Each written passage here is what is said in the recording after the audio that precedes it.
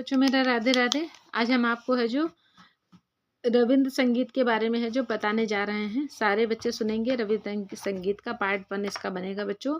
जिससे पहले हमने अपलोड किया था, किसी कारणवश अपलोड नहीं हो पाया था, तो ये हम आपको है जो फिर से अपलोड कर रहे हैं। तो स्टार्टिंग से देखिएगा, इसका पार्ट 1 पहले देखिएगा, फिर पार्ट 2। जिन्होंने पार्ट 2 देखा है तो कोई बात नहीं है, वो पार्ट 1 को फिर से देख लेंगे, ठीक है, जिन्होंने नहीं देखा। तो स्टार्ट करते हैं हम लोग रविंद्र संगीत के बारे में।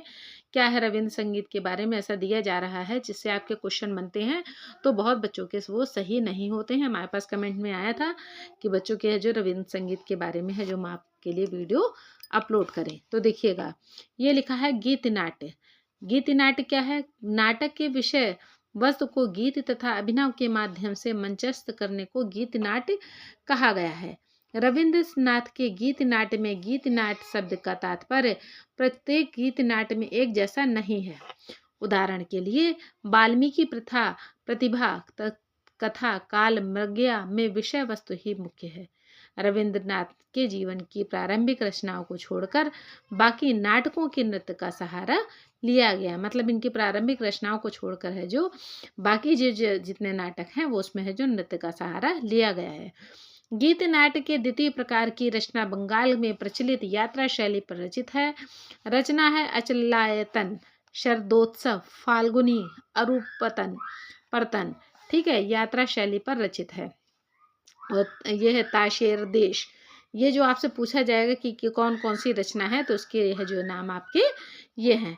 मतलब पहली प्रकार की रचना में इनका है जो मतलब ये जीवन का के बारे में था, ठीक है। उसके बाद जो बाकी जो रचनाएं इनकी थी नाटकों से में है जो नृत्य का सहारा लिया गया, एक स्टेटमेंट हो गया। फिर गीतनाथ के द्वितीय प्रकार की रचना है जो बंगाल में प्रचलित यात्रा शैली पर है, ये भी एक स्टेटमेंट बच्चों, इससे क्वेश्चन बनते हैं। फिर रचना कौन कौन सी है ये भी इससे है जो हम आपको बता रहे हैं। अब देखिए तृतीय प्रकार में क्या है। तृतीय प्रकार की रचना में बसंत, श्रावण गाथा, पूर्ण गीत नाट्य होते हुए भी पहले रचित गीत नाट्य से संपूर्ण पृथक है, ठीक है। पृथक मतलब जानते ही अलग है। चतुर्थ वर्ग के गीत नाटक में ऋतुरंग, सुंदर, नवीन आदि रचनाओं में ऋतुओं के जो है जो गीत मुख्य है। मतलब चतुर्थ नाटक में है जो क्या था, जो जितने भी गीत थे वो आपके ऋतुओं के ऊपर आधारित थे, ठीक है। फिर देखिए इसकी पृष्ठभूमि में कोई कहानी नहीं है। आप देखिए पंचम वर्ग में सब देखिए सीक्वेंस से दिया हुआ है बच्चों, एक एक करके आराम से आप पढ़ेंगे। अगर ना भी समझ में आए तो धीरे धीरे वीडियो को पॉज करते जाएंगे, बैक में जा जाके जो उसको वो देखते जाएंगे। जो स्टेटमेंट हमने आपको बता रहे हैं इससे कैसे क्वेश्चन बनते हैं ये भी आप है जो नोट करते जाइएगा। चलिए अब आता है पंचम वर्ग। चतुर्थ तक का हमने आपको बताया। अब देखिएगा पंचम वर्ग। पंचम वर्ग की रचना में शिशु तीर्थ, शाप मोचन उपरोक्त सभी रचना से अलग प्रकृति की है। अब देखिए इसमें प्रकृति के बारे में, इसमें पहले नाटक की कहानी की रचना हुई, उसके बाद उसके भागों के अनुसार के कुछ गीतों को सजाया गया। अब देखिए अंतिम वर्ग के गीत नाट्य में क्या था। नाट्य जो था चित्रांगदा, श्यामा, चंडालिका पूर्ण रूप से नृत्य नाटक है। अब नेक्स्ट देखिएगा प्रथम वर्ग के रचित गीत में क्या है।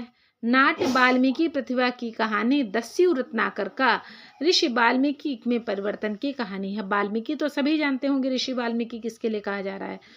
सन 1800 ईस्वी के पहले प्रकाशन के समय 26 गीत तथा 3 दृश्य थे। ये देखिए बहुत इंपॉर्टेंट स्टेटमेंट है आपका। इन गीत नाट्य में राग काफी, खमाज, पीलू, झंझोटी, कान्हड़ा, हमीर, भूपाली, पहाड़ी, तोड़ी, देश आदि रागों का भी प्रयोग किया गया है। देखिए इसमें भी है जो कितने सारे है जो आपके मतलब देखे होंगे नाट्य है जो कि राग बेस्ड पे आधारित है। तो आप ऐसा कि समझ गए होंगे कि पहले समय में भी क्लासिकल का है जो प्रचार है जो बहुत जोर शोर से था, ठीक है। तो अब ये देखिएगा इन गीतों में अगर पूछा जाए कि कौन कौन से रागों का प्रयोग किया गया था, ये भी आपको है जो इसमें हमने बताया है। अब देखिए नृत्य नाट्य क्या होता है। नृत्य नाट्य नृत्य के माध्यम से किसी नृत्य नाट्य को पूर्ण रूप से मंच पर उपायित करने को है जो नृत्य नाट्य कहते हैं। रविंद्रनाथ द्वारा 3 नृत्य नाट्य जिसमें चित्रांगदा, फिर आपका चंडालिका, श्यामा में पात्र पात्रियों की सांगलाय नेपथ्य के माध्यम से होता है। गीत वह नृत्य के माध्यम से कहानी मंच पर अभिनीत होती है। रविंद्रनाथ के नट नाटक में चित्रांगदा जो कि 1936 में, श्यामा जो कि 1936 से 38 में, इसका ईयर भी बच्चों पूछा जाता है, ठीक है। फिर चंडालिका जो कि 1933 से 38 विशेष रूप से उल्लेखनीय रहे, ये मतलब सबसे ज्यादा इसमें वो फेमस बच्चों रहे हैं। कवि ने 1936 में चित्रांगदा की रचना की, ठीक।